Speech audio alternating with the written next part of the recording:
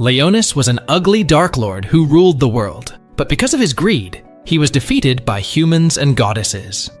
After thousands of years, he was reincarnated as an ugly, innocent boy, and he had to disguise himself as a weak boy to restore his kingdom. The story begins in an era when gods, spirits, and magic rule the earth.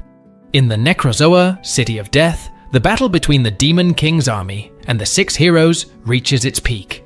Humanity managed to defeat the skeleton army thanks to the help of the goddess.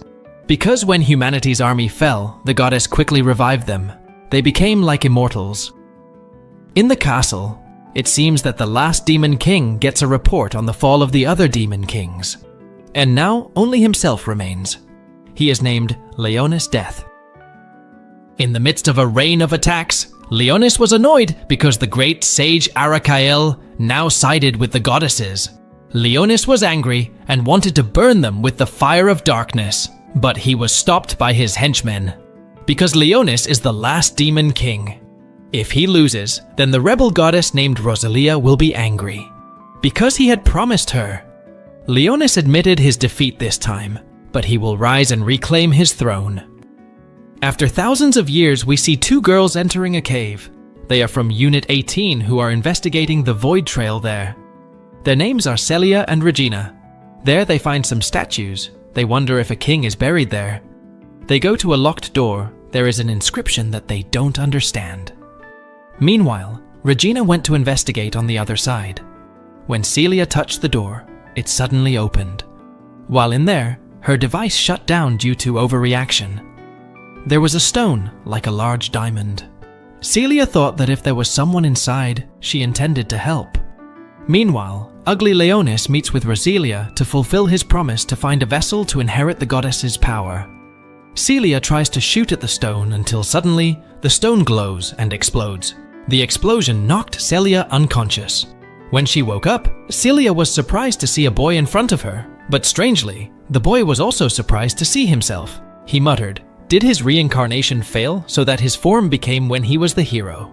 Celia asked why he was trapped there. The little boy was confused. Suddenly, Celia hugged him and said he was now safe, and the boy enjoyed the watermelon so much that he fainted. Celia gave him food. They introduced themselves to each other. Celia introduced herself as Rosalia Ray Crystalia. She is a student of the Excalibur Academy, and she is 15 years old. The boy muttered that she thought of him as an ordinary child, but he was a demon king. He introduced his name as Leonis Magnus. He thought his name had already become a famous and terrifying legend. But Celia didn't know, and instead said that it was a cute name. Celia thinks he's here because he was kidnapped by the Void, but Leonis doesn't know what the Void is. Celia explains that the Void has been an enemy of humanity for 64 years. According to rumors, the creature was from Isekai, and she was there to investigate the voids that often appeared in ancient ruins.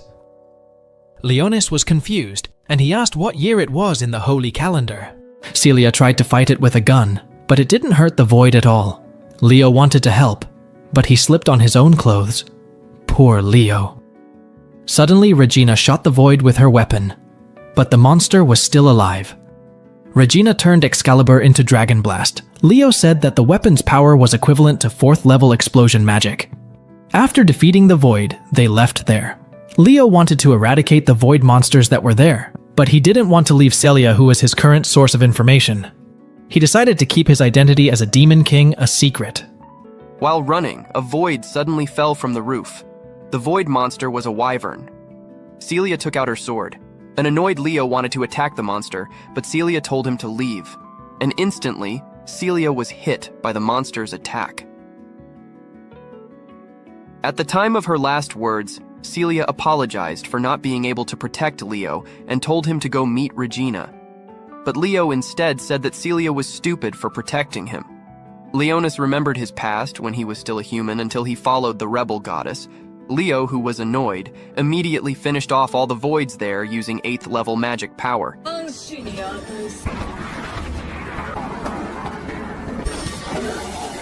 He burned the voids there, but the bones of the monsters still remained. Leo muttered if he now only had 1/3 the power as a demon king. Leo, who felt that Celia had sacrificed her life for him, finally chose to resurrect Celia with his magic power. While in the process of resurrection, a mark appeared on Celia's leg. Leo muttered, "When Celia finds out the facts, will she be angry?" On the other hand, Regina was fighting void monsters. She contacted Celia. Leo heard Regina's voice from Celia's earphones, but Leo thought it was a long-distance magic communication device. He thinks that human magic is very advanced. Not long after, Celia woke up and she was greeted by Leonis. But Celia was more worried about Leonis than herself. Celia was surprised because the wound on her body had healed without any marks at all. Leonis said that he healed it using magic. Celia, who didn't know what magic was, made Leonis surprised to hear it. Celia thought that Leonis was using Excalibur. Not wanting his identity to be revealed, Leonis confirmed Celia, who thought that Leonis was using Excalibur. Since he didn't know what Excalibur was, he asked Celia. Celia explained that Excalibur is the hidden power of humans to fight voids, and most of that power is in the form of weapons. For example, Regina's Excalibur is Dragon Howl. Each Excalibur adapts to the nature of its user. But until now, Celia did not have an Excalibur. Then Regina finally managed to find the two of them. When Regina asked about the wound on Celia's body, but immediately Celia remembered, where did all the voids disappear? After that, they got out of there. Celia told Regina that Leo was the child who was kidnapped by the voids, and he was experiencing memory loss. Then Celia invited Leonis to go with her. Along the way, Regina introduced herself. She is Miss Celia's servant. But she noticed Leonis, who was nasty. They sped up and Leonis held on tightly to the Celia, and of course with a face that very Seuss. Regina teased Leonis, who was with Celia. She even wants to show a surprise so that Leonis remembers something. Wow. What is it, guys? But unfortunately, Leo refused, even though in his mind he definitely wanted to. Celia scolded Regina, who continued to tease Leonis. After that, they arrived at humanity's last stronghold against the voids, the castle of Excalibur users and swords. The place was called the 7th Assault Garden. Leonis was amazed to see the world after 1,000 years had passed. The story shifts to Celia's childhood when countless void creatures attacked humanity. Celia and Regina were in a refugee bunker at the time. Seeing Regina scared, Celia tried to calm her down. Celia's father led the fight of the humans against the voids. Not only that, Celia's mother and the knights had never lost against the voids. Celia also stated that if she obtained Excalibur, she would join her father in fighting the voids. In the end, they laughed together. However, something happened that caused the lights in the bunker to turn off, which prompted Celia to intend to leave and join her family in the fight. Of course, Regina tried to stop her. With tears in her eyes, Celia reiterated that her father, mother, and the other troops had never lost and would be fine. Shortly after that, the refugee bunker opened, indicating that the void attack had ended. Knowing that thousands of Excalibur users had fallen, it naturally saddened Celia because she had lied about the Excalibur troops, her father and mother never losing. The story returns to the present, where Leonis, Celia, and Regina are almost at the 7th Assault Garden city. After arriving there, Leonis couldn't believe that humans could create an island of this size. However, Regina corrected him, saying that this place was not an island, but a large floating city. Leonis was astonished that such a place could move. Celia reported data from a previous investigation and mentioned that she would take Leonis to the dormitory. Regina was surprised to learn that Leonis already had Excalibur. Celia informed her that Leonis had healed her wounds, and perhaps Leonis's kindness had awakened his Excalibur. They referred to Leonis as a foreign child, someone who had fled their country due to the void attack. Assault Garden also had a mission to find and help such individuals. Celia explained that Leonis would stay at the Excalibur Academy, which was a place for training Excalibur users. She would take care of the necessary procedures, and Leonis was instructed to enter through the scanner while she waited for him at the exit. Leonis went to the toilet and found himself upset because his plan had been to raise the Demon King's army and eliminate humanity. Instead, he found human civilization to be advanced, and his body had become that of a boy.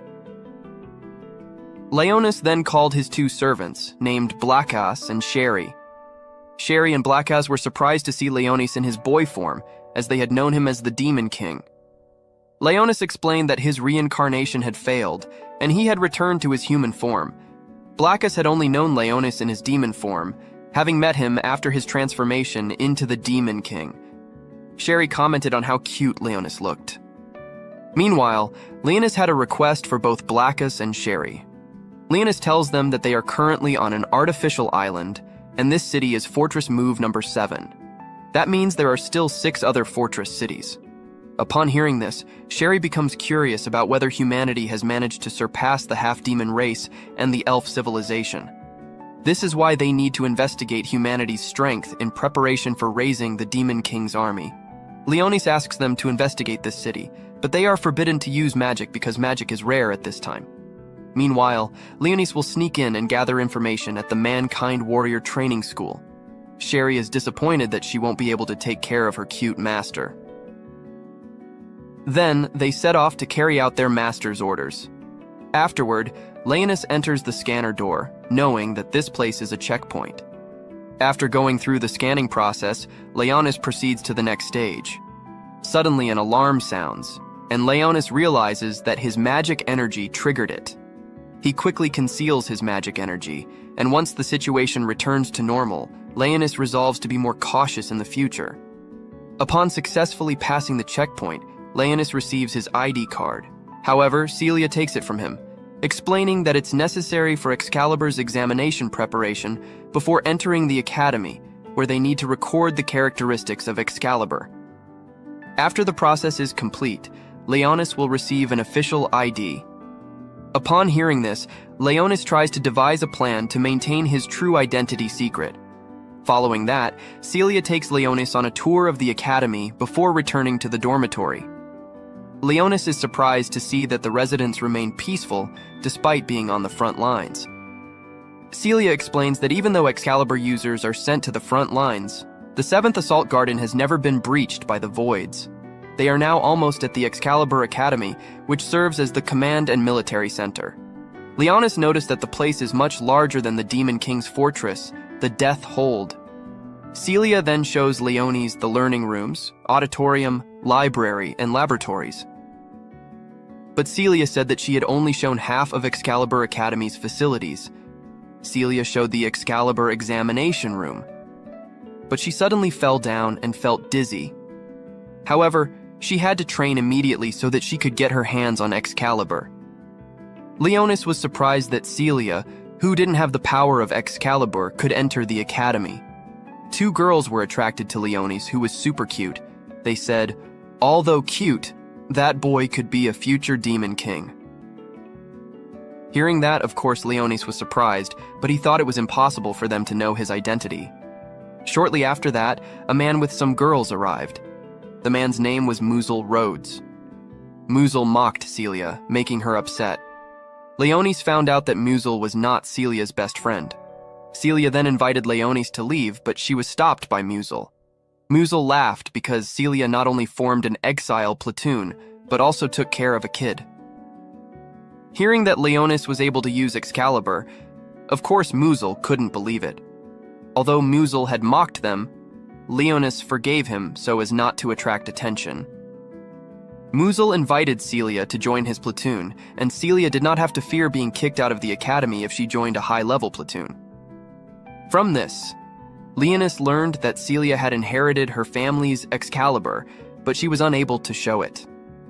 Apparently, Muzel invited Celia to become Muzel's toy collection, just like the girls behind him. Celia refused, which made Muzel even more annoyed and pulled Celia's hair. Leonis, who lost his temper, then called Muzel and gave him a magic look. Suddenly, this NPC guy knelt down to Leonis. Leonis threatened Muzel if he dared to touch Celia's beautiful hair. Feeling scared, Muzel activated the power of Excalibur. Suddenly, a girl stopped Musil because students were prohibited from using Excalibur without permission. The girl's name was Fine. Fine threatened that if Musil didn't leave, the recording would be sent to the supervisor. Irritated, Musil left with his toys. Fine realized that Leonis was the kid found in the ruins. They got acquainted. Her long name was Elphine File, who was an analyst in Celia's platoon. Fine will prepare a uniform for Leonis as she has already measured his body. Leonis was amazed to see Fine's Excalibur. Fine then informed Celia that she could not accompany her on today's mission, as she was analyzing the data from the supervisor about the unnatural magical energy in the ocean. Although she had analyzed it, Fine still didn't understand. Suddenly, Celia felt dizzy, but Celia said that she just felt tired. Leonis muttered, "Is Celia getting thirsty already?" Long story short, they arrived at Celia's dormitory called Frakaverg. The determination of the dormitory was based on the platoon's work. A platoon was a team of Excalibur users. Only high-ranking platoons were allowed to move to the new dormitory. Regina was seen sleeping after shopping. It was because Excalibur's power consumed a lot of energy. When he entered Celia's room, Leonis asked if it was okay if he entered the girls' dormitory. But Celia didn't mind because Leonis was still a kid. Celia told Leonis to take a shower first. Then, Celia asked if Leonis wanted to join her platoon after his Excalibur inspection was completed. But she canceled her question because Leonis was currently taking a shower. While using the soap to clean his hair, Celia suddenly entered the bathroom. Of course, Leonis was surprised. She then said that hair is cleaned using shampoo, not soap. Then, Celia washed Leonis' hair. Oh my gosh, this boy is so lucky. Celia said that Leonis was free to enter any platoon because the healing power of Excalibur was precious. High-ranked platoons were definitely eyeing Leonis. Compared to Celia's platoon, it wouldn't be advantageous for Leonis because Celia's Excalibur hadn't appeared yet. But if he was willing, Celia asked Leonis to be her partner. Leonis felt that Celia was upholding justice because she had told him of her weakness. Leonis wondered that Celia was still fighting even without the power of Excalibur. It was better for her to ask for protection. But Celia wanted to fight directly. Suddenly, Celia fell down and said that her body was weak. Then Leonis touched Celia and a mark appeared, and Celia's eyes turned red. Her teeth also had fangs. Celia then sucked Leonis' blood like a vampire. Then she came to her senses and was confused as to why she did it. Leonis was forced to reveal that he had actually lied. He did not heal Celia with Excalibur's power because he could not revive a dead person. And he said that Recilia Ray Crystalia had died. Then, the story flashes back to 2 years ago. Celia is training against robots in order to awaken her Excalibur. Seeing Celia, who had difficulty fighting the robot, Regina became worried. However, she remained silent because she wanted to appreciate Celia's hard work. When Celia, who had just stood back up, the useless NPC, aka Muzel, came to stop Celia's training. It turned out that Muzel had been eyeing Celia's body for a long time, but he was always rejected by Celia. Seeing Celia being bullied by a useless NPC, Regina immediately took out her Excalibur. However, Muzel suddenly became sanctimonious and said it was forbidden to take out Excalibur to others. Regina said that she was sure that after Celia's Excalibur awakened, NPCs like Muzel were just dust. But Celia didn't want to use Excalibur for something like that. Then the story returns to the present. Celia, who has just woken up, feels confused because she was in the bathroom before. Leo said that he carried her to bed without seeing her body at all by using magic. He must be lying, guys. Celia asked, "Who is Leonis?" Not wanting to be known as the Demon King, Leonis said he was an ancient wizard who had been resurrected. And when in the ruins earlier, Leonis raised Celia from the dead with magic. She tried to use the 10th level spell, Create Elder Undead, and it made Celia the strongest undead, the Vampire Queen. The proof was that she sucked Leonis' blood to recharge her magic energy. Celia said that when she was 9 years old, the town was attacked by a void, and her entire family died to protect the townspeople, and she fought the voids to revive her Excalibur. Celia asked if he could still have Excalibur even though she had died, Leonis wasn't sure, but he believed that Celia could still be much stronger. Long story short, Leonis is now wearing the academy uniform. He is then asked by Celia to choose the food menu he wants. Celia told Leonis to choose nutritious food, but Leonis said, "Does an undead still think about nutrition?"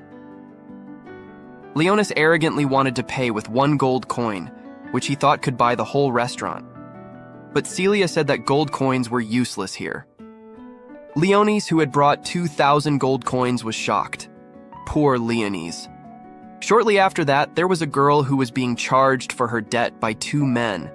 They didn't want her to pay next week, and they wanted to take away the clothes she was wearing.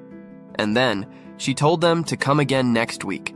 The girl was Celia's friend, named Sakuya, while the man was a casino guard thug. She lost when she played at the casino. Sakuya is the vanguard in Celia's platoon. She is also famous for having eliminated voids by herself. Her full name is Sakuya Siglinda. In the end, Leonis and Sakuya were treated to a meal by Celia. While eating, Leonis asked about the clothes worn by Sakuya, and it turns out that the clothes are traditional clothes of her hometown, a memento from her brother. Unfortunately, her entire clan had been wiped out by the void attack. That's why she wanted to eradicate them. Then Regina and Fine came to collect her debt. Oh my gosh, she really was a pro player in debt. After that, Leonis will take a test to confirm the type of his Excalibur. For the beginning, Leonis is asked to show his Excalibur. He claimed his stick was a support type. But when he was asked to face 3 Void Simulator robots, suddenly the Void Simulator metal was instantly destroyed. This made him even more suspicious by everyone there. The teacher wanted to repeat the test once again, but he was stopped by a useless NPC aka Muzzle. He intends to replace the Void Simulator to test Leonis' Excalibur. Celia felt that Muzzle was cheating because there were 5 of them, but Muzzle said, "That's the power of my Excalibur Dominion Absolute Domination." Leonis felt that it was no problem and intended to defeat them all. Celia would join the fight as she was Leonis' guardian. Hearing that, of course Muzzle was happy and he made a deal. If he won, then Celia should join his platoon. But if Leonis won, then Muzzle was forbidden to bother Celia again. Celia was worried, but Leonis said he wouldn't give up his familiar to anyone. Once everyone was ready, the battle between Leonis and Celia against a team of useless NPCs began. It was pretty cool that even without Excalibur, Celia was able to take on 2 Muzzle dolls. Seeing that, Leonis seemed to have guessed that it was the effect of the Vampire Queen's power. While Celia was holding back the 2 Muzzle dolls, one of the dolls attacked Leonis, who had been standing still. Without any movement at all, Leonis was able to defeat it with a shadow move. Not only perverted, but he is also overpowered, guys. Celia knocked back the 2 Excalibur users in front of her. She also provoked Muzzle, who was always hiding behind her dolls. Not long after, Regina was seen running to the Excalibur exam building because she just remembered Leonis' exam was being held. She was surprised to see Celia and Leonis fighting with Muzzle's party. And amazingly, Celia managed to knock them out without Excalibur. But when she was about to attack Muzzle, this NPC suddenly used his Excalibur, Force Domination, which made Celia unable to move. After stopping Celia's movement, Muzzle was going to defeat Leonis first. But Leonis heard Celia, who kept saying she would protect him, and magically, Celia's hair slowly gave off a white light, which made everyone there amazed to see Celia's Excalibur in the form of a sword. Muzzle was shocked that Celia could break her dominance. In the end, Muzzle's Excalibur was cut by Celia. Meanwhile, the consciousness of all the girls who became her dolls had now returned. Thinking it was impossible to win from Celia, Muzzle chose to give up. Regina was very happy to see Celia's Excalibur. After arriving at the dormitory, Celia thanked Leonis because thanks to him, her Excalibur could be resurrected. Celia asked, "What is the familiar that Leonis said earlier?" He replied, "It is his protector." Celia was happy and would continue to protect Leonis. Celia asked Leonis to make her stronger. Afterwards, they celebrated Leonis' joining and the resurrection of Celia's Excalibur. They were all happy that Celia's efforts had finally paid off. They debated what a suitable name for Celia's Excalibur would be. but Celia wanted to name it after she mastered her Excalibur. Elfine then asked Leonis to come to her room, because she would register Leonis's biometric data. Then, Sakuya asked, Leonis chose to sleep in whose room, and they all offered their own rooms. Suddenly, Celia forbade them, because Celia had found Leonis, and Leonis is also more comfortable with Celia because it is easier to keep their secrets. Long story short, Leonis is in Elfine's room to be recorded by Elfine's Excalibur called Eye of the Witch. Elfine said that she used to be a vanguard attacker in her platoon, but due to an incident, 2 of her partners died due to voids. Therefore, her Excalibur lost its original power.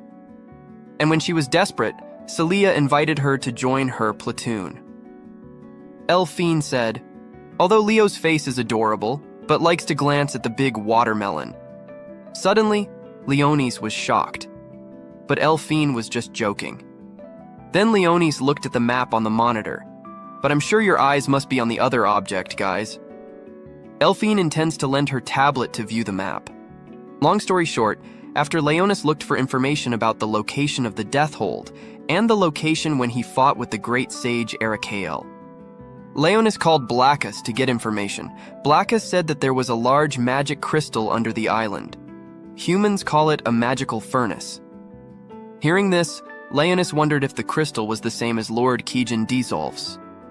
Although it is almost the same, Blackass said the difference is that the round pillar of the magic circuit is more complicated and flows magic throughout the city. Then Blackass left and Sherry appeared. However, she brought a donut and other food. Leonis scolded him because he thought Sherry was just playing around, but it turns out that Sherry is also collecting information, namely, throughout the city no one knows about the Demon King or the war 1,000 years ago. Hearing the sound of water, Sherry asked if he made the girl familiar. Sherry said he was a dumb demon king, but Leonis said that she was a vampire queen who could be his right hand. That makes Sherry jealous and angry at Leonis, and suddenly Celia came out of the bathroom. Fortunately, Sherry had disappeared. Meanwhile, a team is investigating voids under the sea. They found something strange, and suddenly the void attacked them.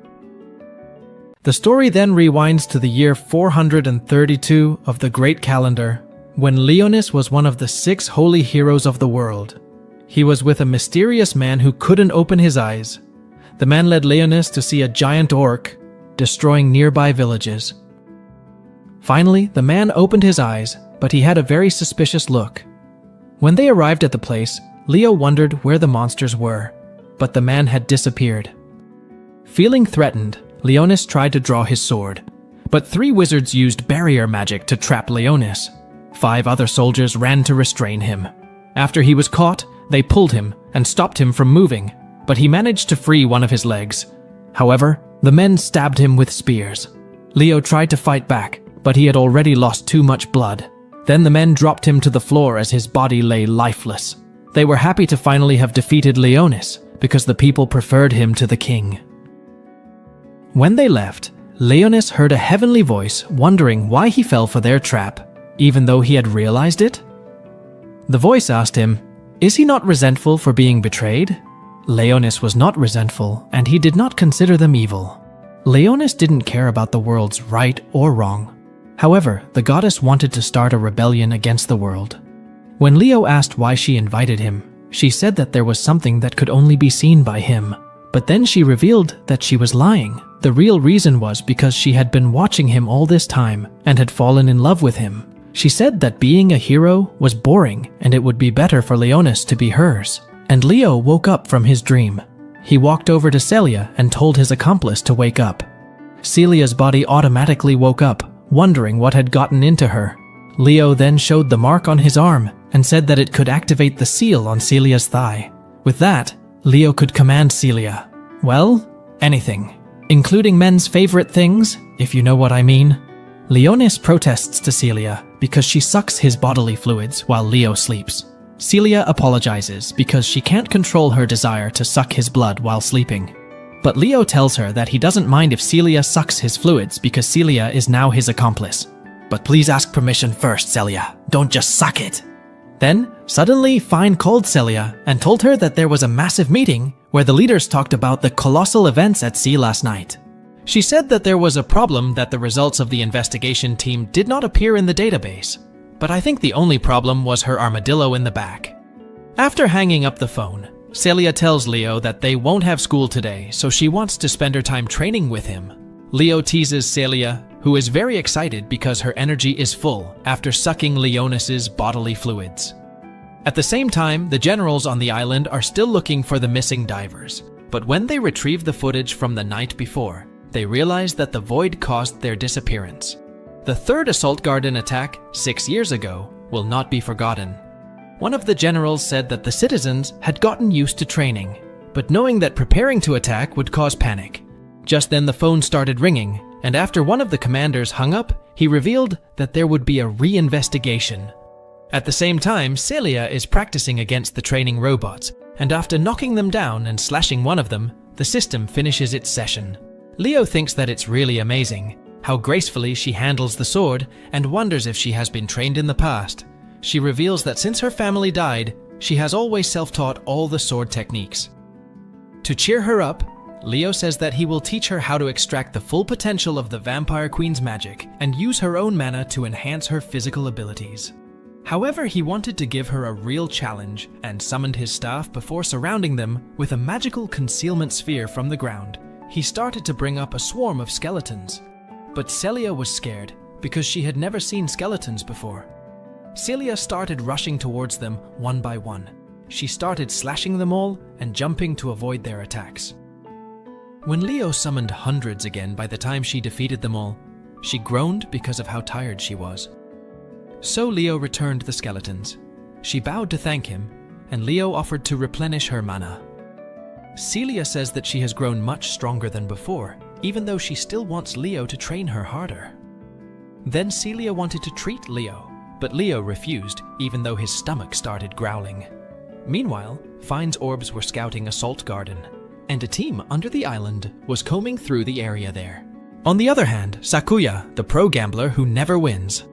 She saw Blackass sitting alone, and when she got closer, she realized that the wolf didn't have a collar, so she decided to name him Kurogane Mofu Mofu.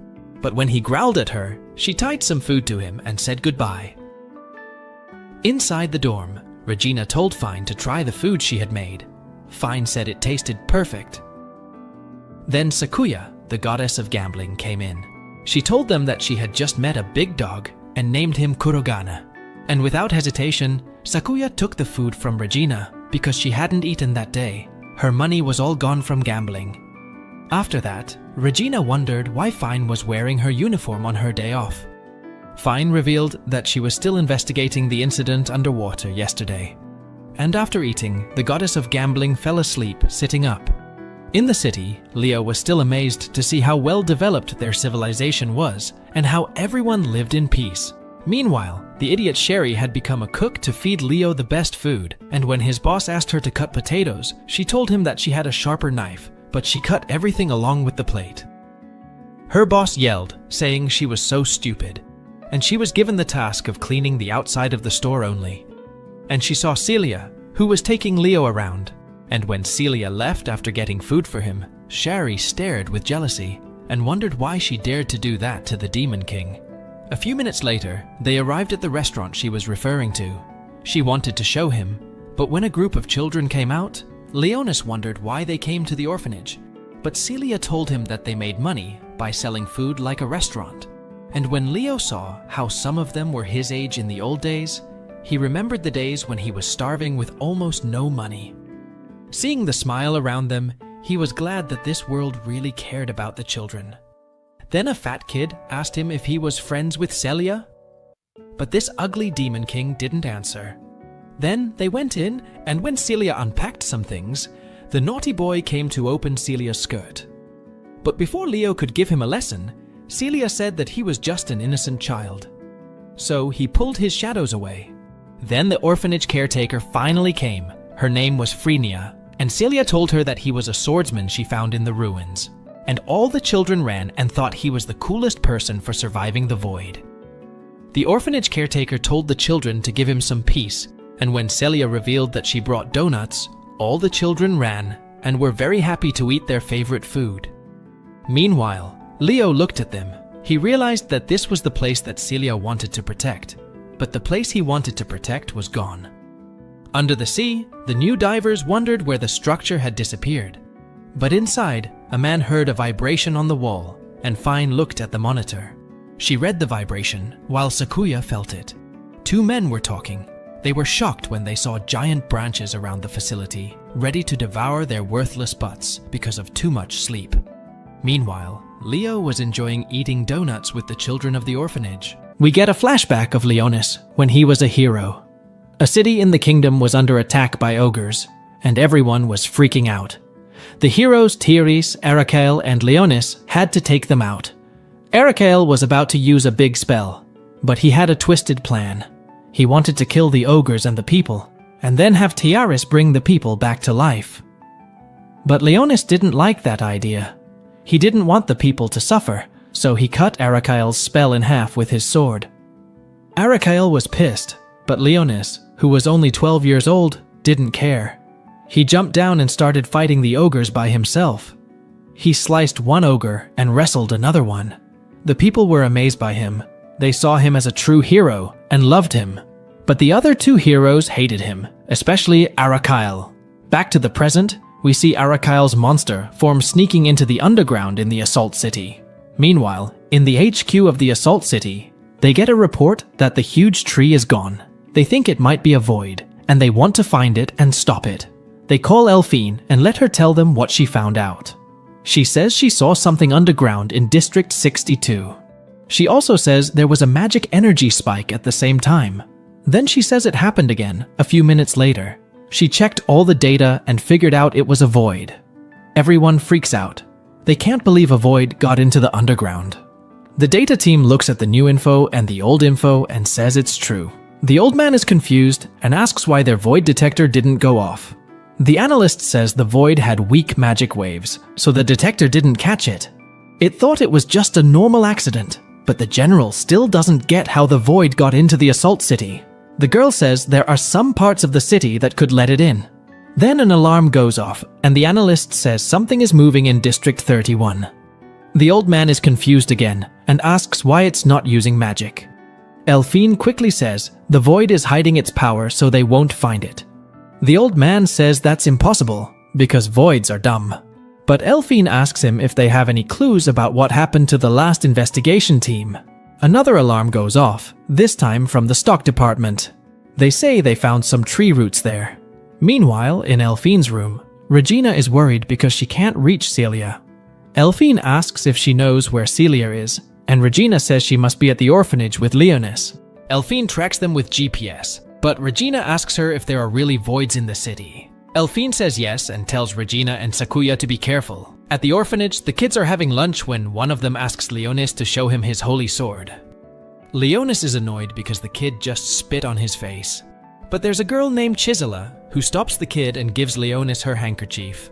Leonis thinks she's nice and polite, but she has a crush on him. She calls him cool for having a holy sword and then runs back to her tomato land. At the HQ, they find some clues about what's going on. They see some footprints and a hallway full of tree roots. The guys there wait for orders to destroy the roots. But then the roots start to swell and grow eyes. They attack the guys and cut off the communication. The general now thinks it's a void, but he doesn't know how it got into the underground. The old man asks why their air defenses are so good, but their underground ones suck. Harry Potter starts to freak out and wants to evacuate the city, but they can't reach the city commander. Things get worse when the analyst says the roots messed up the communication system in the city. Harry Potter uses his iPad to hack the system and get some communication back. Two guys survive the last attack, but they let the void get away. They also can't track the void right now. The general freaks out because voids usually attack non-stop, but this one ran away. The analysts figure out the void went through the energy corridor, but they don't know why. Elphine realizes it's going for the magic energy core that powers the city. She says, if it's a Void Lord, it will use the core to make a huge stampede. Everyone freaks out and tells them to protect the core and turn on all the defenses. But then, the tree roots break through the walls and try to get to the core. The defense system shoots at the roots and the troops show up.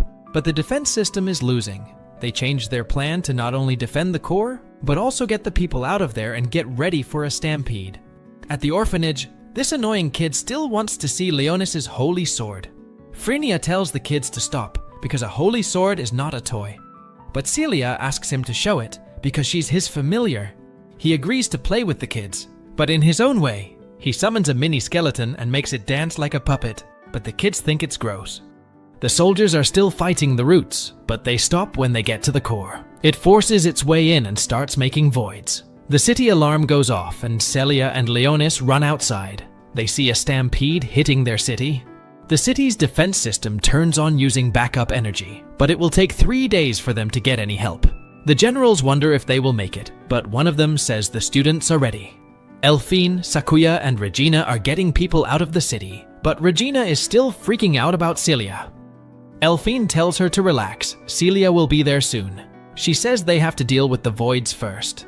The sky is full of them, but the city guns are blasting them away. The girls get to a roof and start whipping out their holy swords and kicking ass. Meanwhile, Leonis is watching from far away and thinks the void dudes are pretty tough. Celia starts to freak out and goes back inside, saying they have to get the kids out. Leonis tries to follow her, but Sherry stops him and asks what he wants to do. He wonders how she got there so fast. She lies and says she wasn't spying on Celia. He doesn't care and tells her to watch his pets. Sherry says she wants to watch him, but he tells her to scram. Celia yells for Leonis, saying the kids are ready to go. But Leonis sees something and tells her it's not safe outside. There's a big void dragon. Celia goes out to fight it. She pulls out her holy sword, but Leonis can tell she's not using her full power as a vampire queen. He asks if she's scared. She says yes, but she can't chicken out and let the kids die. He smiles and summons his staff. He decides he won't let his best pet die. 2 voids attack, but Celia kills them. She sees 2 more on fire and realizes Leonis did it. She asks if that's his power, but he just focuses on the next targets. More and more voids show up in the city. Sakuya sees some ogres and jumps in with her sword. She makes them into barbecue meat. Regina uses her big cannon to shoot down dragons. Elphine uses her stuff to scout the area. Then they feel the ground shake and see a huge void hydra. The city guns can't handle all the voids and they get destroyed. Leonis looks at the voids and recognizes them from 1,000 years ago. Even the great dragons became corrupted and became voids. He knows he can't use weak spells. He tells Celia to cover him while he casts a strong spell. She runs ahead and fights the voids. He starts casting, but he doesn't know why. He's the great demon lord. He shouldn't care about humans, but he can't stand someone messing with him and his family. A huge dragon comes at him and he casts a level 10 spell. Fireballs rain from the sky and hit the ground. Celia is scared of the fireballs, but Leonis tells her to stay still. He pins the dragon down, but it breathes fire at Celia. She dodges it, and Leonis curses his weak body. Then Blackus pops out of the shadow and bites the dragon's neck. Leonis uses this chance to cast another level 10 spell. Gravity crushes the dragon to the floor. Celia can't believe Leonis beat such a big void. But then the ground starts to fall apart. The 3 roots show up again and grab Celia. They pull her into the hole. Leonis tries to help her, but some roots block him. The roots take some shape and say his name. Leonis smiles and knows the roots are Arakael, one of the old heroes. Flashback to 334 years ago in a gloomy castle. Young Leonis is meeting with Roselia, who's eager to hear about his latest battle. He'd faced off against a pretty tough enemy, but the immortal demon lord was no match for him. And he didn't come back empty-handed.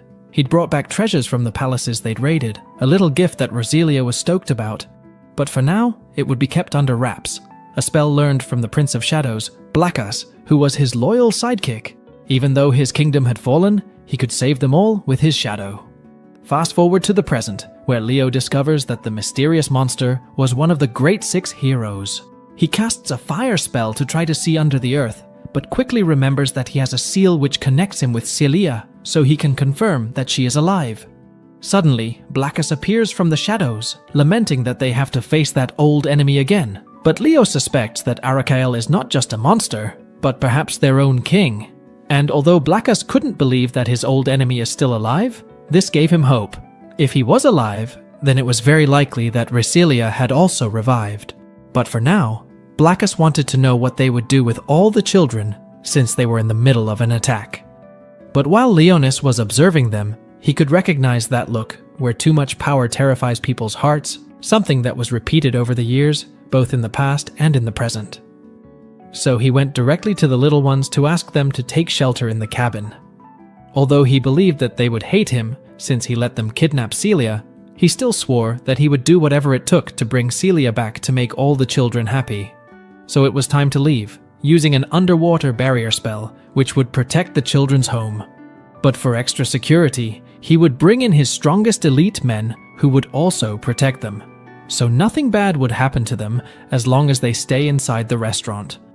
And although this made the children happy, a part of Leo wondered if he really wanted to protect them. But he quickly remembered that it is his duty to protect the home of the Tribe of the Sword. Although before leaving, Blackus shows him what a human gave him, being a little food. So Leo wanted to know where he got it from. But Blackus stressed that he doesn't know her name, only that it was a kind girl who put food on his neck after he let her caress him. Blackus hears a faint sound, and when he investigates, he finds Riesel's communicator. The girls are trying to figure out how he's doing. In the heart of the city, Sakuya is battling a massive monster, managing to take down some of its heads. She's backed up by Regina, who despite being practically exhausted, doesn't stop using her spiritual weapon to bombard the monster. Meanwhile, the End is calling for reinforcements from above since they know they couldn't hesitate without Celia. But Leonis grabs the communicator to update Celia on the current situation, promising that he will bring her back, although he needs her location. He hoped that she would use the spheres to get a better location, but in the end, she refused to help him, asking him to wait for the army. Although Leonis was firm that he would go with or without their help. However, in the end, she didn't know what to do since her friends were at their limit, where they even had to fight dragons. But thanks to Regina's power, they were immediately eliminated. Even so, the protagonist finally asked her to see his spheres, where they had a strange round mark. This was caused by Leo, who would later give his explanations. So at last, without any further options, she revealed the location of her friend, who was in the underground sector number 7 near the heart of the assault garden. Then Leo says, "Thank you." Suddenly, the void attack Elfine. But luckily that fool Sherry saved the day with her whip. But she immediately hid, so it's not to be noticed. But even so, that was better than a boring part-time job. Once with the information from Celia, Leonis arrived at Sector 7, where with her trusty Corcel Blackus, they would go for Arakael. Although Blackus recognizes the area already, it exploded before, so it will be easy to get there. Although he asks his master why he doesn't use Sherry for the mission, but Leonis states that although she tried many times and has a good level of combat, she is not up to the situation. Even so, Blackus wanted to know why he did so much for humans, so his master had to admit that he really likes humans. But to get there even faster, he would burn the entire wall. But to his surprise, Arakael had taken full control of the area. But this did not matter to Leo, who was sure that he would recover his family. So he quickly invoked a fire spell, with which he hoped to quickly finish off his algae. And although this worked quite well, Arakael had a very strong regenerative power, managing to remain practically as good as new. But Arakael would recognize his old enemy, where he would ask him how he is alive since he must have died about 1,000 years ago. Although Arakael called him stupid since those 1,000 years in which he was not there, the world changed drastically, revealing that this world regenerates with the empty star, something that Leonis could not understand. So he asked him for an explanation. He summons tiny spirit crystals, which are actually captured monks. This throws Leo for a loop since he was working with the monks of the old Holy Order, and Riesel was trapped inside Arakael. She couldn't move, but hearing Leo's voice, she managed to calm down. But Arakael wasn't going to make it easy. He tried to attack the ugly demon lord, who had no choice but to start using spells to eliminate him with the help of Blackus. Blackus was bummed about the situation since Arakael's power didn't seem to have decreased, so the battle wouldn't be easy. Leo noticed a bit more power, assuming that he was absorbing the power of the city. But Arakael, knowing immediately, used multiple spiritual magic, which gave him the advantage of shooting in all directions. Although Leo dodged the sword, he couldn't avoid a blow to the arm, which made him angry. So he tried again to finish off his enemy with Blackus's magical power. But his attacks had no effect since the captured mini-monks gave him too much magical power. So he would defend and attack eternally. With practically no options, Leo began to apologize to Blackus since he was about to do something stupid. At that moment, Celia was looking for a way to free herself since she wanted to help Leonis. The more force she exerted, she only managed to get the seaweed to cut her. But none of this mattered to her. Celia, who regretted being so weak, was able to invoke her Excalibur sword thanks to that. Leonis kept trying to get closer using spells to wear down Arakael, looking for the right moment. Celia, using her blood which had been spilled on the wall, made it obey her by cutting all the algae. After all, she was the vampire queen. Just at that moment, Leonis was able to determine her location by shooting something at her chest, which gave her a powerful transformation, immediately freeing herself from Arakael's algae. But at that moment, Blackus had to retreat since he had used more magic power than necessary. Although, since it was her first transformation, she almost fell due to not knowing how to use her wings. But Leo managed to stabilize her, glad that she finally managed to use the power of the vampires. Although Riesel admitted that it was thanks to him for shooting his blood into her chest, Leo knew that was just a small activator, and the true force was inside her. An angry man interrupts them, assuring that if he cannot eliminate them directly, he will do so indirectly by starting to gather all his power. Blackus recognized immediately since he was thinking of burning everything in the area, both his enemies, the city, and him if necessary. But Leonis had a solution, although it would take some time. So he needed Celia, who should take care of him a little, which she swore to do, showing the power of her holy sword. With a little bit of blood, she was able to finish off the other algae, leaving the path clear for Leonis, who he planned to use in the gift that was once given to him in the past. Since there was no more need to contain himself with Celia safe, he quickly remembered Roselia, who warned him that the sword questioned the truth. In other words, it retained its will as a sacred sword despite being a demonic sword, and not being met that condition. The sword couldn't be used, but as Riesel kept defending, he knew he'd use his sword to protect the kingdom, something he really wanted to do. He managed to dismantle the sword, which Roselia once told him was a sacred sword given by the gods to save the world. This blew Arakael away since it was impossible for Leonis to use it. Even though he knew he'd lose, the ugly demon lord warned him that his destiny is perdition. But before taking him down, Leo assured him that he'd be able to defeat any evil, managing to slice Arakael in half. Arakael ceased to exist in that world, so the boys had no more orders, stopped appearing, and the few who remained stopped attacking. The headquarters noticed and were surprised that today wouldn't be their last day on Earth. The command center quickly noticed an explosion that came directly from the magic furnace. They assumed that their leader was stuck, and for consuming so much magical power, it exploded. It was a stroke of luck, but in reality, it was thanks to our protagonists. They met with their friends, happy that everyone was safe and no one was hurt. But the next morning, Leonis didn't want to get up from bed, or rather, he couldn't.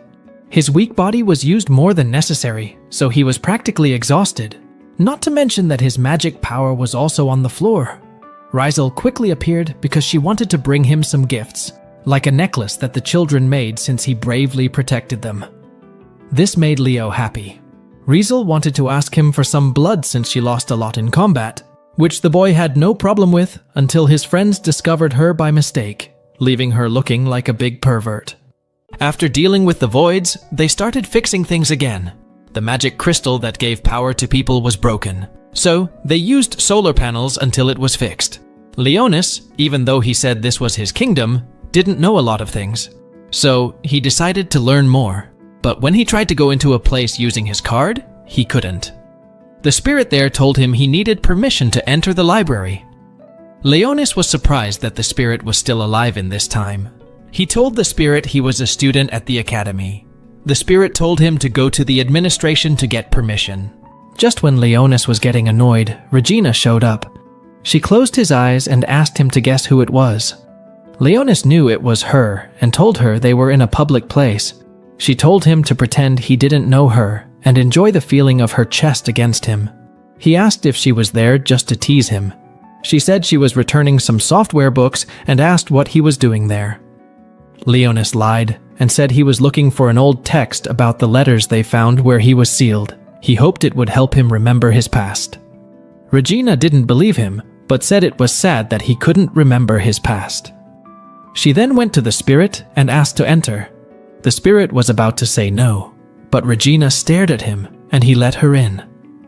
Leonis asked if she could control spirits. Regina said it was just a trick and asked him to keep it a secret. He was surprised to learn that spirits were being made artificially. He asked what happened to the original spirit. Regina said it disappeared before the Void's attack started, but some people say it's still in the ancient forest. There, she found a record of the ancient languages, but they were interrupted by a call on their phones. They were invited to a party. It was being organized by the 4th Imperial Princess, Alteria Rey Oltriza. Leonis found this useful because the royal family was in charge of everything. Then Celia called him and asked where he was. He said he was sorting something out. She said they would eat together, but Leonis said he would eat with her later. He told Regina that after he checked everything, he would meet them at the port. Regina told him not to worry and to have fun. Meanwhile, a group of ugly demi-humans were hiding and planning. They wanted to kidnap the 4th princess. They wanted to use her to free their friends in the capital. They were surprised that humans lived in peace while they suffered outside. But when they were talking, the ugly goblin, aka Elsa, asked if they could fight the humans who had the sacred swords. They started arguing because of his question. Then a woman, who was hiding in the trees, started talking. She talked about their doubts and their determination. When she appeared, the lion asked who she was. She said she was a demi-human like them, and that she hated humans. The old elf asked if she came to help with the kidnapping. She said she came to give them power, a power greater than the sacred swords. She released mana and a sacred sword appeared. She aimed it at the lion and a magic circle appeared. She said she was giving him power, and it seemed to work. They were surprised because only humans could have sacred swords. But she explained that it was not a sacred sword, but a demonic sword given by the goddess. The ugly demi-human started to believe that with this power, they could kidnap the princess. The elf said she would give each of them a demonic sword. She suggested they go to Hyperion soon and get the princess. They were excited to save their friends, but the elf asked them to do her a favor. She said her goddess needed a sacrifice and asked them to leave at least one sacred sword user alive. They agreed. The Black Lion asked her name and she said she was Sharnak, the witch of Everdark Forest. Leonis arrived at the port and was impressed by the new ship. He thought his empire needed at least 2 of these. He went to buy something for his servants and found an elf-made ornament at a stall. He was surprised to see elves there. The man at the stall told him that there were elves, werewolves, and even tigermen among the people there. Then the princess appeared to greet everyone. Regina watched her from afar. Leonis went to see what was happening. He thought about how popular the princess was. Then the girls came and said they were looking for him. One of them started complaining and talking a lot. Leonis gave her a cat pendant that he bought for her. She was very happy, and he noticed that her mood improved a little. She joked with him that if he continued like this, he would become a demon king in the future. He realized she was teasing him. She called them to get on the ship. Leonis asked if Regina wasn't coming. He thought she would like this kind of thing, but they didn't answer his question honestly. Then someone called Celia. She recognized the blonde girl as Fenris. Fenris asked if Celia wanted to see the ship. Celia said they were invited to the social meeting. Fenris said she was there as a representative of the executive department. She implied that the people in this department were busy, unlike Celia, who seemed like an idiot. Then Elphine came to stop their childish fight. She said she didn't want to upset her senior. Before leaving, Fenris asked about Celia's Excalibur sword. She heard about her awakening and congratulated her. Inside the ship, the guards were surprised and shut down. After killing them, they used their faces as masks to assume their identities. Inside the party, the girls continued their crazy things. Leonis looked at the book he copied with his automatic magic. He was sure that someone was covering up the past. He said there was nothing about the 6 heroes or the gods of the past. They said the records were lost in the past, but there were no records about when magic became extinct or when magical technology began. To pass the time, he started talking about his current favorite drink. Then Fool Sherry appeared. He said he didn't ask for her to appear there, but she insisted that she needed to. He asked how things were going. She said the source of this ship was also a magical crystal, armed with the same defense as the city. She said she found a flying weapon in it.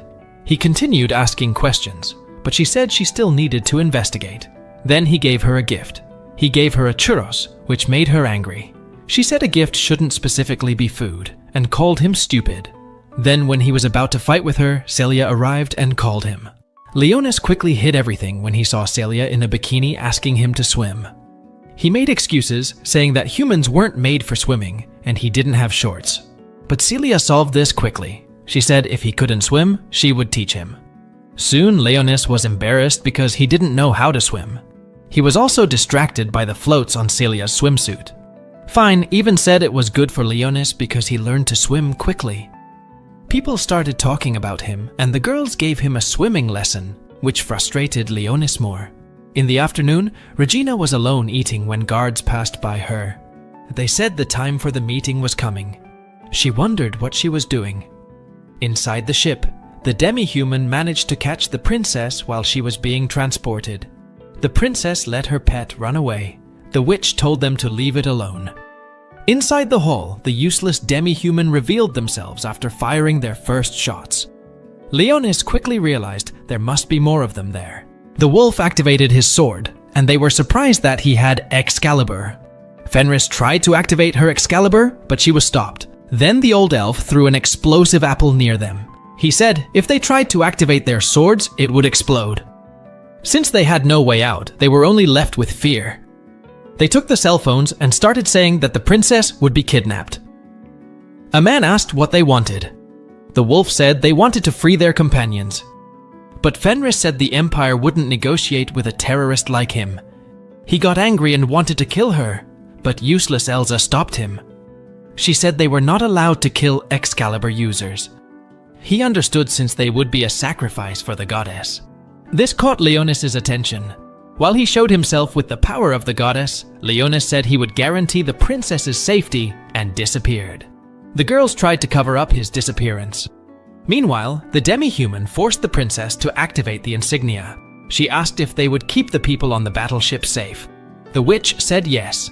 The princess continued following orders, but then an invasion of voids appeared.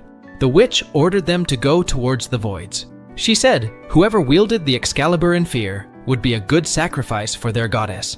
When the lion realized what the witch was really like, he thought about killing her. But the fire from his sword began to burn him. She asked him if he thought he could kill her with the sword she gave him. Then she told the one who was left that if he wanted to live, he had to keep listening to her. Outside, the ship started to leave. Regina found this strange. As she got closer, the princess's fox came to her. When she touched it, a message from the princess said that the ship had been taken hostage and she needed to do something. Then she jumped onto the moving ship. We go back to Leonis, who was lost until he found the fox.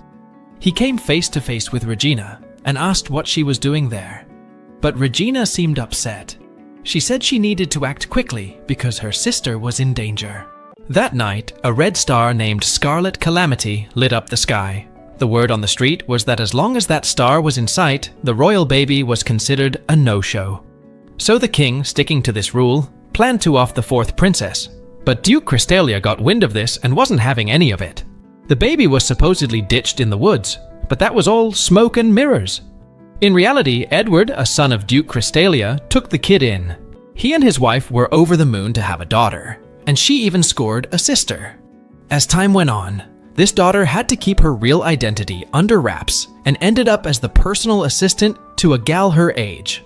Then, Regina spills the beans about her real name, Regina Ray Oltrees, and says only the folks in Division 18 are in the know. Regina tells Leonis she was just there to find her sister, who was en route to the capital. The boy wonders if that spirit could be Princess Alteria's, and Regina explains that the royal family members are blessed with the power of spiritual princesses. After the spirit carbuncle was brought back under control, Regina said they'd be able to steer the ship again. But Leonis noticed that the fleet ship kept moving, even without the spirit being near the princess. Hearing this, Regina figured something might have happened to the princess. Leonis then spilled the beans that she'd been kidnapped, probably by demons who also took over the party room. He said Celia and the others were looking for a way to bust out and save the princess. Leonis thought there might be some survivors in the corridors. Regina then set the spirit on the ground to lead the way. Meanwhile, in the hall, Fenris wondered where the ship was headed. The wolf noticed the girl's bravery and decided to freak her out by saying that if anyone used their Excalibur, the old elf would blow up the apple bomb. Elphine told Celia she'd already checked out the bomb because she'd left a piece of her holy sword behind the chandelier without the enemy noticing. Celia asked when she did that, and Elphine explained she'd been interested in analyzing the ship and had already directed her sacred sword at it before the party started. She said the elf planned to send a detonation signal to the bomb through a wand. Celia got that if they blocked the signal, they'd be golden, but Elphine said part of her sword might not be able to block the whole signal. Still, she thought she could block the bomb for at least a second. Celia said she'd cover her. Even though she couldn't use her sword, Celia could still use her vampire power. She pricked her finger and drew some blood. Meanwhile, Leonis and Regina got to where the princess had been, but the place was already locked down and all the ship's functions were disabled. Regina couldn't control it anymore. She said she'd heard the princess's voice from the spirit not long ago. If she could hear it again, she'd know where the princess was. Leonis suggested she call for the princess, since she was a member of the royal family, but Regina said doing that would reveal her true identity. Leonis said this wasn't the time to worry about that. She needed to rescue her sister. Hearing this, Regina said that even though Leonis was young, sometimes he talked like an adult. She decided to try to make contact, and her sister responded by asking who she was. Regina said she was just a spirit user who happened to be passing by. She's asking where the princess is at, and Alteria says she's heading to the command deck. Regina wants to go save her, but the princess tells her to just look after the ship. She says the ship's been set to head for the void pit, so Regina needs to get to the spirit control center on the bottom floor. The princess tells her to link up the ship with her carbuncle so she can take control again. But before she can give the access code, the void pit shows up on the radar. Regina tells Leonis she's been told to take over the spirit control center on the bottom floor. He asks about the princess, and Regina says she's on her way to the command deck and they need to save her quick. But Regina knows about the danger of the voids, and Leonis tells her to get to the bottom floor as soon as possible, while he goes to save the princess. Regina ain't too sure about this, saying he can't do it alone, but Leonis says he'll be fine, and tells her to just get control of the ship back. He heads off to save the princess, saying only the Demon King has the right to kidnap a princess. Meanwhile, everyone in the party room is still being held hostage. Celia gets Elphine ready to block the bomb signal, and Fenris tells the guys to at least put the kids in the lifeboats. Then the wolf gets mad and decides to kill her, but Elsa tells him to chill. Then there's a loud noise, and Sakuya says sorry for dropping a plate. Then they ask about the rope they had tied her up with, and Sakuya says she cut it because it was stopping her from eating. The wolf starts to walk towards her, but Elsa distracts him again, saying her uniform is from the Uran warrior. The wolf remembers that Crazy Clan is known for not loving life, and it scares him. But Sakuya challenges him to a fight. Fenris steps in and says she'll fight the wolf. He agrees, but Fenris knocks him down. Seeing all the chaos, the Elf Lord decides to set off the bomb, but Elphine blocks the signal with her sacred sword.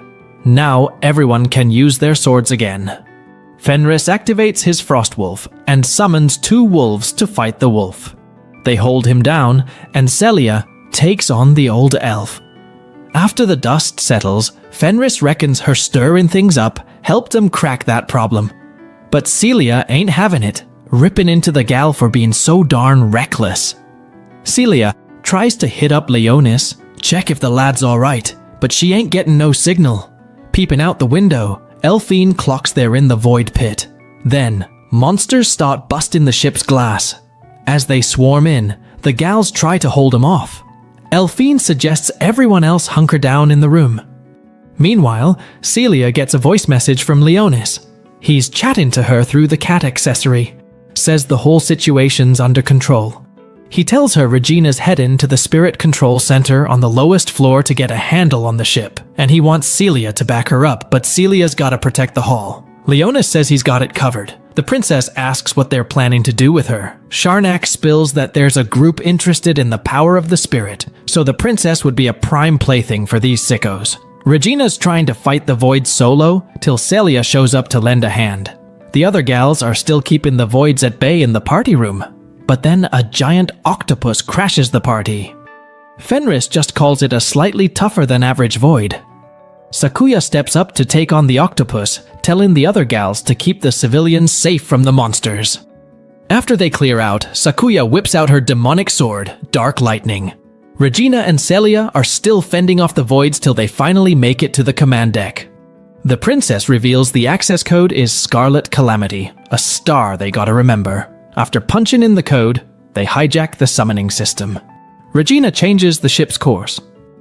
The princess notices the ship's veering off, but so does Sharnak, who decides to intervene. But Leonis shows up to put a stop to her. He tells her she's gonna pay for her crime and for messing with his kingdom. The other gals are still battling the voids in the party room. Elphine's bullets are running low, but then Sherry shows up, wipes out all the monsters, then promptly collapses, griping about the Demon King working his servants to the bone. Sakuya finally takes down the octopus. Leonis asks Sharnak if she gave the demonic sword to the demonic animal. She's puzzled by the question and asks him who he is. He introduces himself as the Demon King. She's fuming, says a kid like him shouldn't be throwing around that name. She attacks him, but Leonis just deflects the spell, asks if she's got any more tricks. She says it's impossible for an ordinary boy to do that. Leonis explains that the magic she cast is basic magic he developed, so it ain't gonna work on him. He arrests her, asks what she's after. She says she's there to wipe out the users of the sacred sword to create the demonic sword. She reveals this is the will of the goddesses. The Demon King finds Sharnak's words a bit off, cause in his book, the gods and goddesses should have been long gone 1,000 years ago.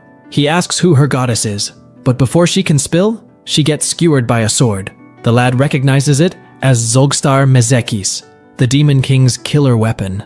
This sword spawns a monster, and a bunch of voids pop up. Seeing this, the Demon King realizes that even the legendary weapon has succumbed to madness and turned into a Void Lord. Assessing the sitch, Leonis busts out his level 8 magic and attacks, but the magic is blocked by the void. The Demon King remembers that the sword was given by the gods to a hero, which means the sword has magic resistance. But its abilities didn't disappear after becoming a Void Lord. The monster teleports above Leonis to distract him while another void goes for the princess, but the lad spots their move and takes out the voids. The Lord teleports back above him. Meanwhile, Regina gears up to attack her target. Then the Void Lord and his minions start getting shot. She launches missile attacks against the Void Lord. Then Celia joins Leonis to help him in the fight.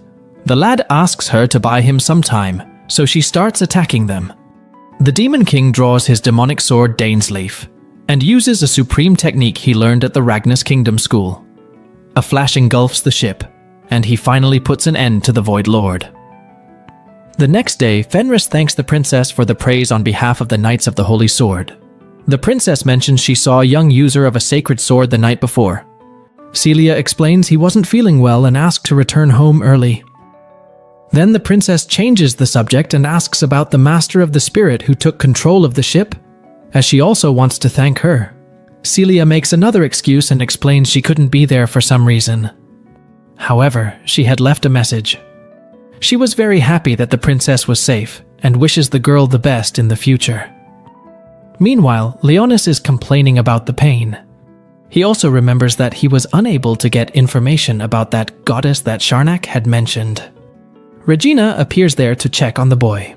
Leonis says he just has body aches. The gal says she made him an apple pie, but the lad says he can eat it alone.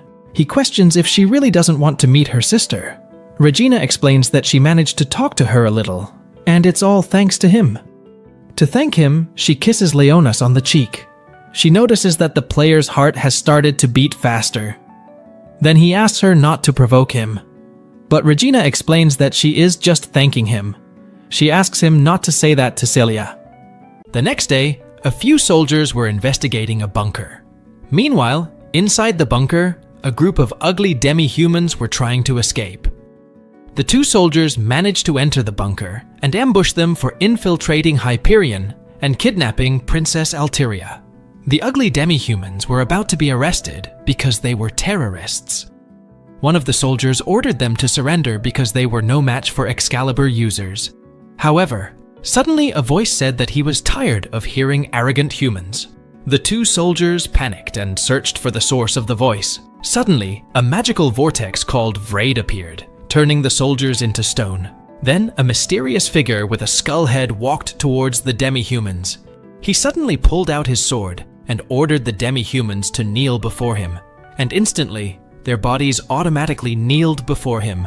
The skull-headed man introduced himself as Zorbidus, and he was the Demon King and the true ruler of this world. He offered the demi-humans to become his followers. Because they had no other choice, they eventually agreed to the offer, and from now on, they are the shadows of the Demon King. Then, the ugly Demon King cast a spell to create a secret door to an underground labyrinth that humans could not see.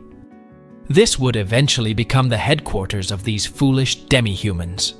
Not long after, the foolish Demon King received a call, and it turned out to be from Celia. The foolish Demon King turned out to be Leonis. Celia asked for his whereabouts, but he immediately hung up and left. Meanwhile, Celia, who was in the dormitory, opened the door because she thought Leonis had arrived, but it turned out to be Sherry. Celia was confused and rubbed her eyes, and suddenly Sherry disappeared. Celia was confused and angry at Leonis for disappearing like that, even though she was Leonis's guardian. Then she immediately went to take a shower to look for Leonis. When Celia was taking a shower, Leonis suddenly appeared from the shadows and then took off his illusory cloak.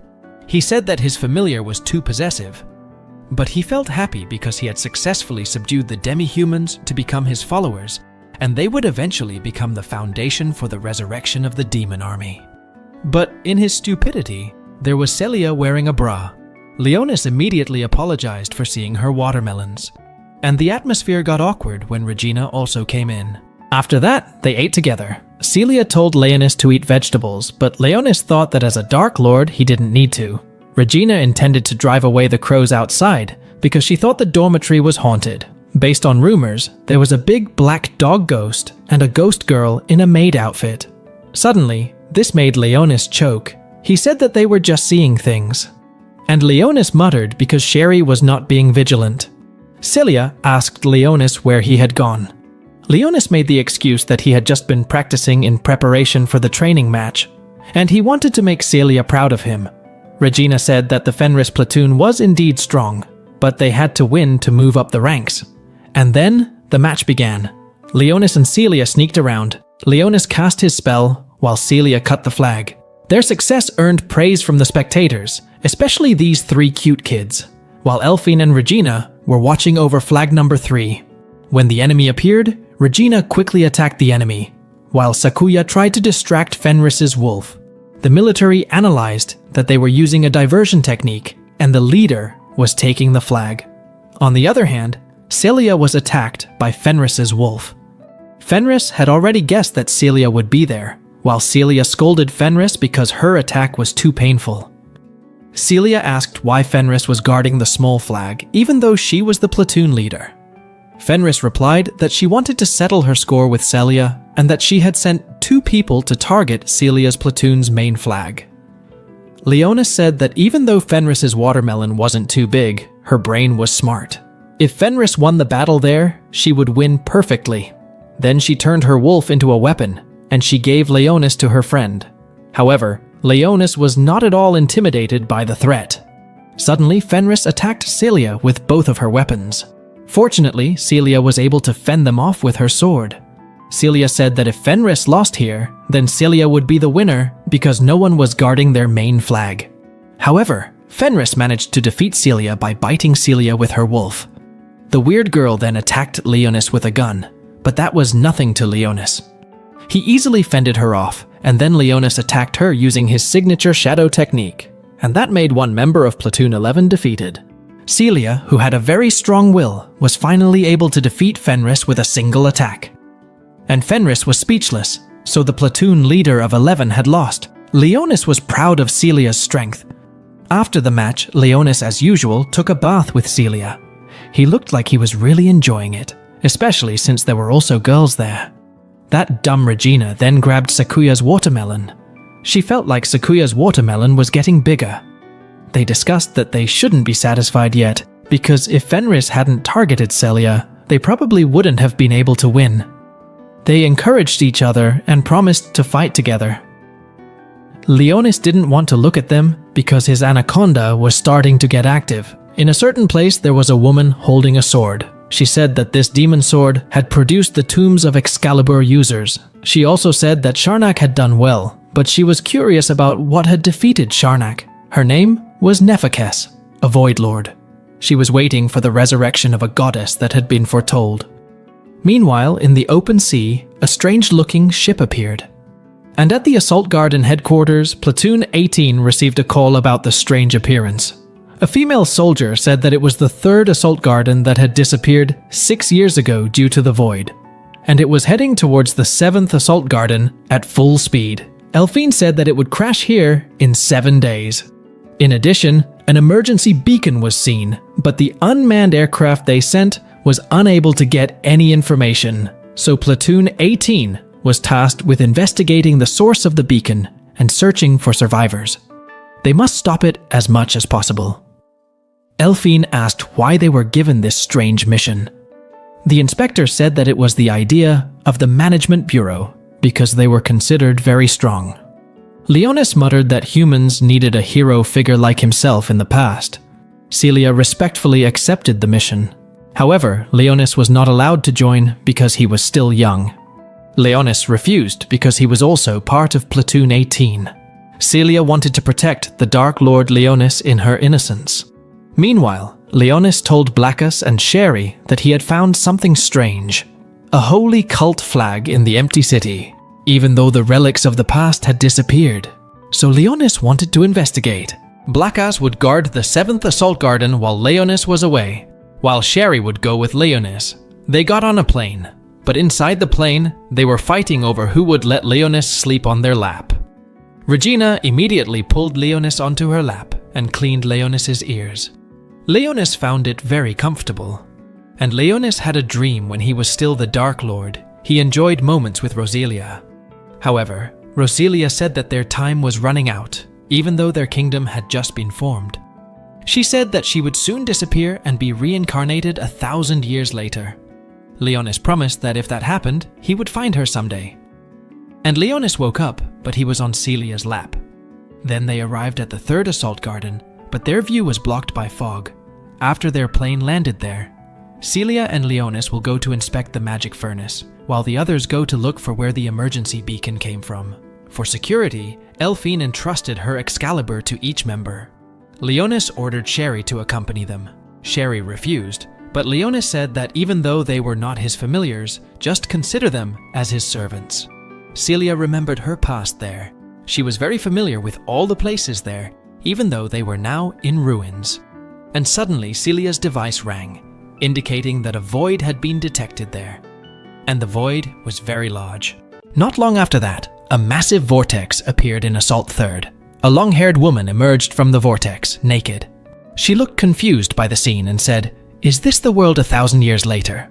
She was confused by what had happened there because there were only rocks and abandoned modern buildings, no forests, and no signs of life. Even though she was confused, she didn't forget to steal some clothes from a store. She was sent to this world by someone because the goddess was about to awaken there. She saw a helicopter flying by, but thought it was a strange-looking dragon. Then, a man said it was a human vehicle, and he couldn't believe he was meeting the elf hero, Arli Kirlesio. The man was Nephekes, the Void Lord. Arli asked if he was also from 1,000 years ago. Nephekes replied that they were both the same, only their goals were different. Nephekes' goal was to protect the goddess's vessel, while Arle's goal was to destroy the goddess's vessel with the Krozak's demon-slaying sword. Arle suddenly attacked him, but Nephekes quickly disappeared. He said he could easily defeat humans. Then, a giant void appeared behind Arle. On the other side, Celia's leg was crushed by a piece of metal as a result of the void attack. Luckily, Leonis quickly used his shadow skill to save Celia. The void attacked Leonis with a high-level laser beam, but Leonis was able to hold it back with his barrier. Leonis attacked back, but a holy protection appeared to deflect Leonis's high-level magic. Leonis thought it was a void from an angel. From a distance, Regina, Sakuya, and Elfine saw a light coming from the location of Leonis and Celia. Elfine felt that her Excalibur, which was on Celia, had been lost. They rushed there. Meanwhile, Leonis used his Gira Eagle skill to defeat the giant void, but the void was able to break it. Leonis continued with a level 9 magic attack in the form of a mini-sun. Not enough, Leonis added a huge lightning bolt until the void was finally defeated by Leonis. Yes, as usual, Leonis always uses excessive power to fight weak enemies. Leonis approached Celia, who was useless. Leonis was worried about Celia, but Celia was acting strong even though she was still weak. Even though she was a vampire queen, it still took a long time to heal serious injuries. Leonis was going to take Celia to hide first because the void would definitely appear again. But behind them, 5 mysterious people who were glowing blue were visible. Leonis was about to attack them quickly, but he was stopped by Celia because her device did not give a warning signal, and it turned out that they were Crystallia Knights. They were the spirits of Celia's father's subordinates. They asked if Leonis and Celia came here because they saw the emergency flare. And it turned out that they were the ones who lit the flare. However, they did not want to ask for help, but they wanted to report because if not, the incident from 6 years ago would repeat itself. The Void Lord had just appeared there, and that's what caused them to be able to appear. Leonis thought this was very strange because when the Void Lord Arakael appeared, this did not happen. They told that the Void Lord was hiding in the magic furnace and would soon wake up. Celia asked for information from the ghosts, but Leonis thought it was impossible for people of today to believe the report. However, because of Celia's still weak condition, they had to rest first. And the ghosts offered a house as a place to rest for them, and they also had prepared a car. Celia wondered how ghosts could drive a car, and Leonis answered that spirits are magical energy that doesn't have a physical body, so they can control the car even though it's going really slow. He then summoned a giant horse skull to pull the car. Even though they're just skulls, they're really strong and fast. Meanwhile, the girls were investigating a place when they met Arle. The naive Regina thought she was a survivor, but she suddenly came out with a sword and attacked them. Sakuya told her friends to retreat while she faced Arle. Regina then asked again if she was the one who activated the flare, but Arle didn't answer and just attacked her. Their battle was intense. In the end, Sakuya managed to corner the foolish Arle, but she stopped because she knew she would lose if Arle was in top condition. Meanwhile, in the magic furnace, Nephekes was observing the goddess who was about to awaken. In the car, Celia, as usual, wanted to suck Leonis's blood because her energy was depleted. She just went for it, which was pretty sus. Suddenly, Elfine called her. Elfine was surprised to hear Celia moaning in pleasure. She made sure if Celia and Leonis were okay. Celia reported that there was a possibility that a Void Lord had appeared in the city, and the magic furnace had reactivated because of the Void Lord. Celia invited them to gather immediately. The girls were going to go to Central Garden after treating survivors there. Celia was surprised that they found survivors. They decided to meet at the Crystallia mansion. Leonis protested because Celia always sucked him brutally, but Celia just wanted to suck him again. But Leonis stopped her and wanted to give her a gift.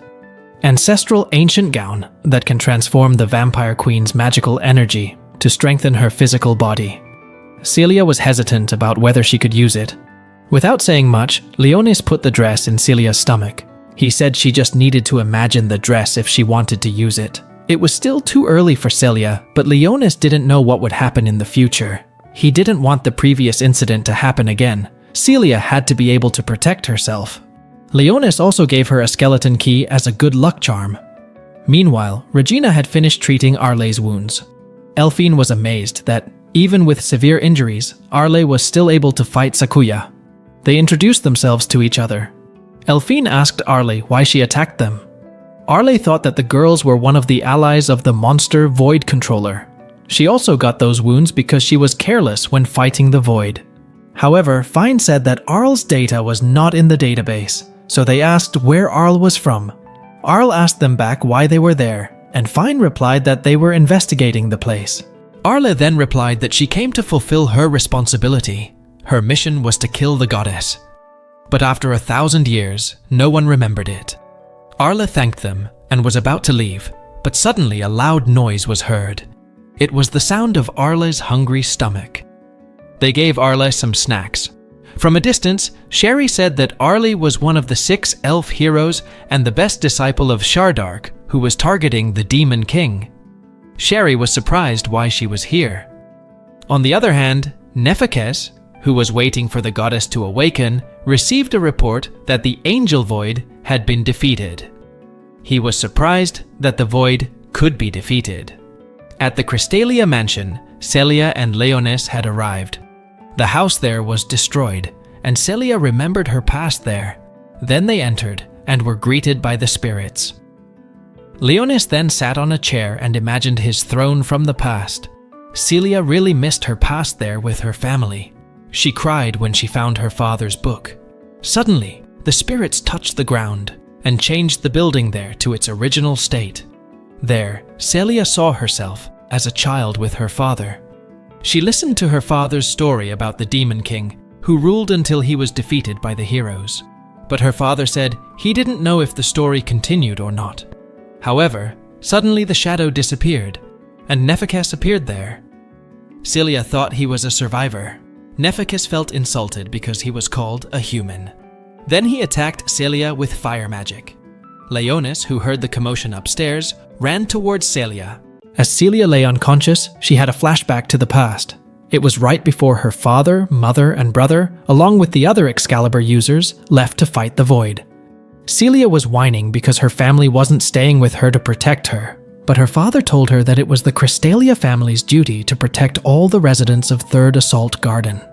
Celia, who also wanted to fight alongside them, was comforted by her father, who promised that if her Excalibur awakened, he would let her fight alongside them. Knowing that his beloved daughter was worried, her father reminded her of the cruel Demon King from the storybooks he used to read to her. He felt that even though the Demon King was a very cruel entity in the past, he was sure that the Demon King would protect the world from the Void. On the other side, 3 undead figures appeared, which of course surprised Nephekes. His previous attack had no effect on them at all. Shortly after the 3 undead confirmed Celia's condition, Nephekes looked like he was about to attack them with even stronger magic than before. However, Leonis suddenly arrived. In the middle of Leonis's anger for forgetting to hold back and thinking that Nephekes had died, Celia asked about the 3 undead who had protected her. It turned out that the 3 undead were from the 3 keychains that Leonis had given her in the car earlier. The 3 of them then asked for permission to introduce themselves. This old dude with a beard is Amilas, the Hyogoku Swordmaster. The armored knight is Dol Orc, the Netherworld Warrior. And the undead mage is Nephisgar, the Underworld Warlock. They're the 3 brave warriors of Lognus. As soon as they introduced themselves like Power Rangers, the 3 of them started arguing about who protected Celia first. But in the middle of Leonis about to scold his 3 subordinates, Nephekes suddenly reappeared. Leonis was shocked because Nephekes was still alive, even though he had just been hit by Leonis's fire skill. While Leonis was still wondering why Nephekes was still alive, Nephekes took the opportunity to counterattack Leonis, but Leonis easily blocked it. Now it was Nephekes' turn to be surprised, because Leonis had successfully repelled his fire spell. When Leonis was about to interrogate him, the ground suddenly shook, and Nephekes, who knew what was happening, laughed at that moment. Leonis was once again shocked and puzzled when Nephekes mentioned the goddess Tiris and the resurrection of the great goddess. Leonis' attempt to catch Nephekes was in vain, because his shadow hand spell disappeared as soon as he was about to catch him. After Nephakes left, Leonis apparently recognized Nephakes, who was named Lephakis Lazard, who was a blessed demon from the netherworld. Leonis could recognize him because Nephakes had attended several Hajimao meetings 1,000 years ago. Leonis was very curious about the great goddess that he had mentioned. Did he mean Rosalia? After witnessing the sudden appearance of the Holy Order symbol, Amila suggested that they leave the building immediately. And just after they got out, Celia pointed to one direction that immediately made them shocked. Along with the echoing singing of the Holy Order, a figure of the Void Goddess appeared, followed by many Void Angels flying around them. Seeing that, Leonis was very shocked because he could immediately tell that she was the goddess Tires who had defeated him 1,000 years ago. Meanwhile, Elphine tried to contact Celia as soon as she heard Regina's report about the appearance of a Void Lord in the city. Inside, Sakuya was giving all of her snacks to Arl, asking her to take shelter in that place. Just to be safe, Elphine operated the plane using one part of her Excalibur to fire an emergency flare into the sky so that the headquarters could know about their current critical situation. Long story short, Leonis and Elphine's group was swarmed by a bunch of Void Grunts and Angels. At first, they were having a hard time because the Voids could regenerate even after being cut in half. But thanks to Leonis' knowledge and Elphine's Excalibur analysis, they finally made an epic comeback. After they had slain a ton of Voids, they were shocked to see the Void Goddess approaching them. But Leonis wasn't worried because they were planning to confront her anyway. On the other hand, Elphine, who had been looking for some working vehicles, finally found a few motorcycles and decided to take them. Meanwhile, Leonis and his friends were about to face off against the Void Goddess, aka Tears. Leonis used one of his level 10 ultimates, Arzam. The spell was pretty cool, but Leonis was surprised to see Tears Void healing herself. When Leonis saw Tears Void about to use her counter ultimate, she looked like a real goddess. This made Leonis and his 3 Lognas warriors immediately release their spells. The goddess's attack was overpowered. In an instant, the area around them was engulfed in a sea of burning flames.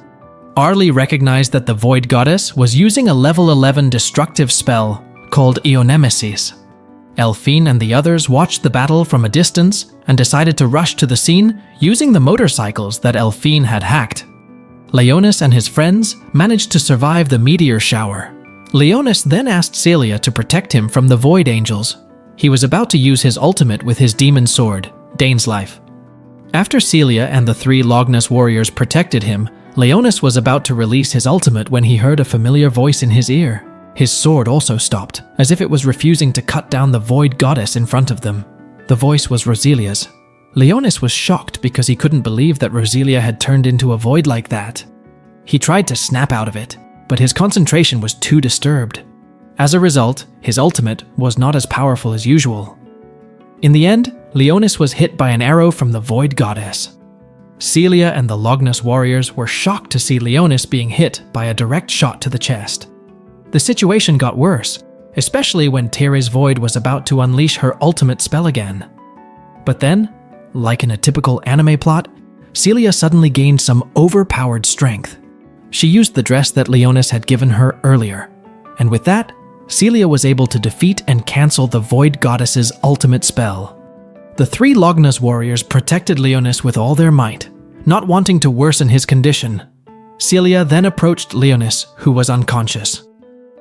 In the midst of death, Leonis remembered a past memory of him enjoying a romantic moment with Roselia. Roselia's words at that time were the opposite of what Roselia had said inside Teres's body. After regaining consciousness in a very weak condition, Leonis asked Celia to run away immediately, because Leonis had brought Celia into a big problem, and he didn't want Celia to become a victim. Leonis told Celia to suck the red juice from his neck to replenish her magical energy. And after replenishing her magical energy, it was clear that Celia would not just leave Leonis like that. She now looked like she was transferring some of her life force to Leonis. Meanwhile, Leonis was still thinking about Roselia's words. In his memory, Roselia said that Leonis had to defeat her if she ever changed into a different person from who she was now. But Leonis admitted that he would never be able to defeat Roselia according to her expectations. That made Roselia ask Leonis to remember 2 things instead. First, her request was his duty, And second, the sword that she had given him would definitely change his destiny in the future. Thanks for watching, please subscribe and see you on the next episode. Love you guys.